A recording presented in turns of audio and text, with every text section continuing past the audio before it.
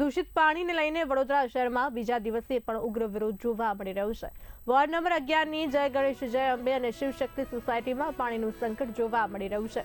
એક માસથી પાણીનું પ્રેશર ઓછું હોવાનું અને પીવાના પાણીમાં ગટર મિશ્રિત પાણી આવતું હોવાના આક્ષેપ કરવામાં આવી રહ્યા છે। સોસાયટીની ગટરો ઉભરાતી હોવાથી સ્થાનિકોમાં ભારે રોષ જોવા મળી રહ્યો છે। સ્થાનિકોએ માટલા ફોડી અનોખી રીતે વિરોધ કર્યો હતો। ધારાસભ્ય કીવ રોકડિયાને ડેપ્યુટી મેયર ચિરાગ બારોટના પોસ્ટર પર દૂષિત પાણીનો અભિષેક કરાયો। ગોરવાના શિવશક્તિ સોસાયટી દશામા મંદિર પાસે વિરોધ પ્રદર્શન યોજાયું હતું। પાલિકા તંત્ર સામે સ્થાનિકોની તાત્કાલિક પગલાંની માંગ કરવામાં આવી હતી। દૂષિત પાણીની સમસ્યાનું નિરાકરણ નહીં આવે તો મ્યુનિસિપલ કમિશનરના ટેબલ પર દૂષિત પાણીના અભિષેકની સ્થાનિકોએ તૈયારી કરી છે। કોરવા વિસ્તાર છે।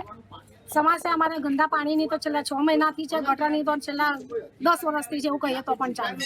ગટરની સુવિધા અમને જ્યારથી આવસોમાં રહ્યા ત્યાંથી અમને મળી જ નથી અને એક રોડની તકલીફ છે અમને। અમે ગંદા પાણી કોર્પોરેટરને એમએલએ ઉપર અભિષેક કરીને કર્યો છે અને માટલા ફોડ્યા છે। વોટ કોઈને આપવા જ નથી, અધર કોઈને બી નથી આપવા।